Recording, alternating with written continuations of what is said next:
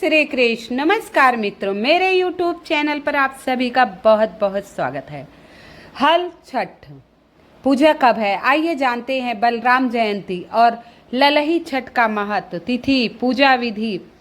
ललही छठ, जिसे हल छठ भी कहा जाता है, कहते हैं इस दिन बलराम जी का जन्म हुआ था, जिसे हल छठ, हर छठ या ललही छठ कहा जाता है।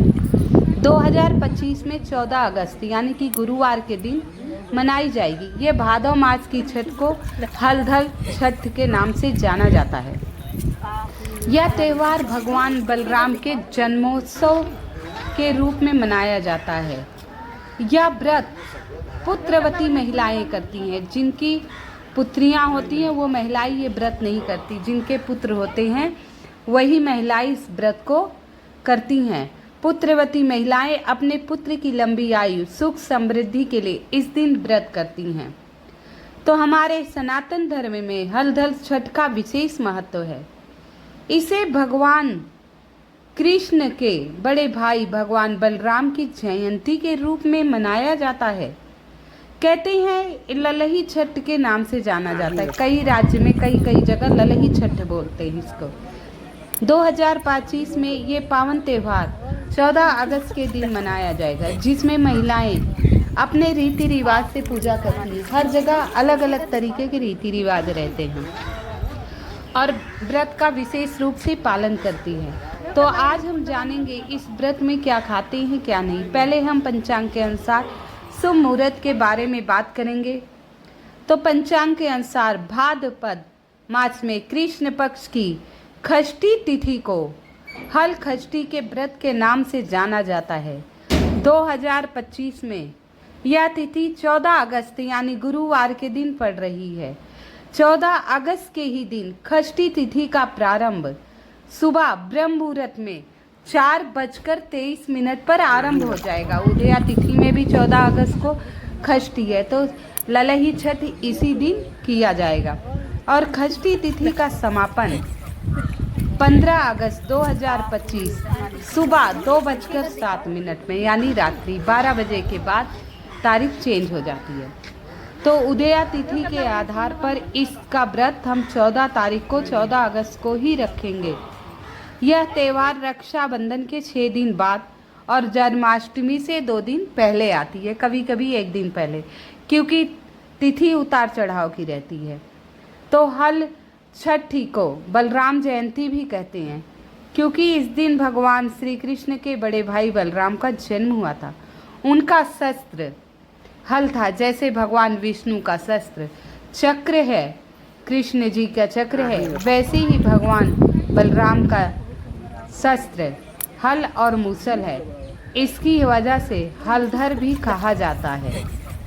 बलराम जी कृषि, शक्ति और धर्म के प्रतीक है। इस दिन उनकी पूजा करने से परिवार में सुख, समृद्धि, शांति और संतान की रक्षा होती है। ललही छठ की पूजा, परंपरा और विधि, आइए हम जानते हैं इसकी विशेष महत्व। इसे जानने से पहले आप सभी से निवेदन है, कृपया मेरी वीडियो को लाइक एवं सब्सक्राइब अवश्य कर दीजिएगा। कमेंट में जय श्री कृष्ण लिख दीजिएगा। आइए जानते हैं पूजा किस प्रकार की जाती है। व्रत रखने वाली स्त्रियां प्रातः स्नान कर लें और संकल्प लें।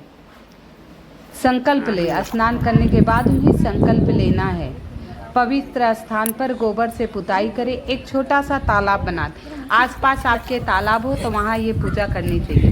पहले लोग एक जगह पोरखे पे, तालाब पे, कुएं के पास इकट्ठा होकर ये पूजा करते, लेकिन अब लोग अपने घर में मिट्टी का एक तसला लाते हैं, उसमें मिट्टी भरते हैं और कुछ वहाँ लगाते हैं। झरवेरी, ताश, पलाश की टहनियाँ गाड़ कर हल छठ की स्थापना की जाती है और छोटा सा तालाब बनाया जाता है।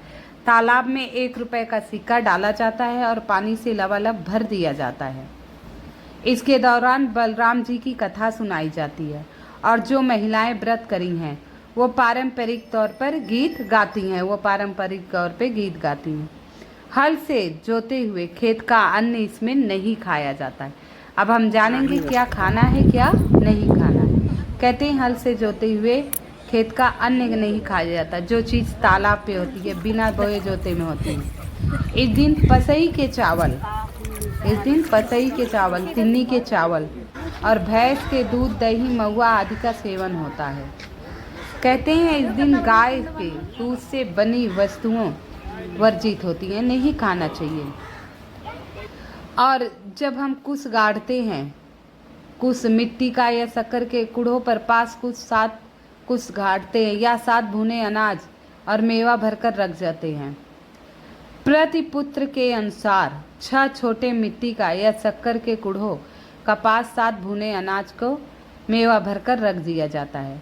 कहते हैं ललही छठ, इसमें कुछ गाड़ा जाता है, कुछ में 6 गांठें लगाई जाती हैं, उसमें 6 गांठें, और ये गांठ एक हाथ से लगानी चाहिए, दूसरा हाथ उसमें टच नहीं होना चाहिए। कहते हैं एक हाथ से गांठ लगानी चाहिए। और इसके बाद आप कथा वार्ता सुनकर आरती करने के बाद, पूजा करने के बाद, आपके जितने भी पुत्र हों उतनी गांठ छोड़कर, जैसे आपके 2 पुत्र हैं, 6 गांठ आपने लगाई है, 4 गांठ आप खोल दीजिए और 2 गांठ लगी रहने दीजिए और कहिए, हे छठ मैया, मेरे दोनों पुत्रों की रक्षा करा, हर विघ्न बाधा हर संकट से दूर रहें, लंबी आयु रहें, सदा स्वस्थ रहें, हर संकट से उन्हें दूर रखना, सदा उनकी रक्षा करना।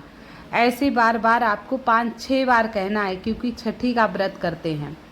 और कोरा कपड़ा बच्चों के लिए लाना चाहिए, नहीं हो सके तो 2 बनियान लाइए, उस पर हल्दी लगाकर छापा मार देना चाहिए। अगर बच्चे बाहर रह रहे हैं तो उसे संभाल कर रख दीजिए, जब आए उन्हें प्रसाद स्वरूप में पहनाया जाता है। तो ये ललही छठ है।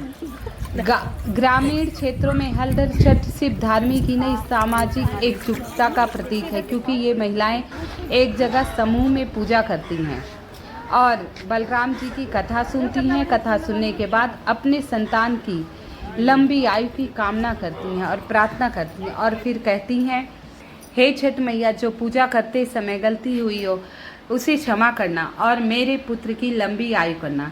आप इस प्रकार मंत्र बोल सकते हैं, छठी मैया माँ पार्वती की ही अवतार हैं सारी ये माता रानी। या देवी सर्वभूतेषु क्षमा रूपेण संसिता, नमस्तस्यै नमस्तस्यै नमस्तस्यै नमो नमः। या देवी सर्वभूतेषु क्षमा रूपेण संसिता, नमस्तस्यै नमस्तस्यै नमस्तस्यै नमो नमः। इसमें जो बोए जोते में नहीं हो खेत में, उसके अलावा आप सभी चीज़ खा सकते हैं। नमक आप सेंधा नहीं, जो नमक प्रतिदिन उपयोग में लेते हैं उस नमक को भी आप खा सकते हैं। तो ये आपको मैंने ललही छठ की पूजा विधि बताई, शुभ मुहूर्त बताया। इस दिन पूरे दिन शुभ मुहूर्त है। पीली साड़ी पहन के पूजा करनी है। छठ मैया को 16 श्रृंगार और साड़ी चढ़ाकर स्वयं उपयोग में आप ले सकते हैं। और व्रत करें या ना करें महिलाएं, सभी महिलाओं को व्रत कथा अवश्य सुननी चाहिए। व्रत कथा कहने सुनने वाले को सब पुण्य फलों की प्राप्ति होती है। आशा करती हूँ आप सभी को वीडियो पसंद आ रही है, तो कृपया लाइक एवं सब्सक्राइब अवश्य कर दीजिएगा। कमेंट में लिख दीजिएगा, जय हो छठ मैया की, जय हो छठ मैया की।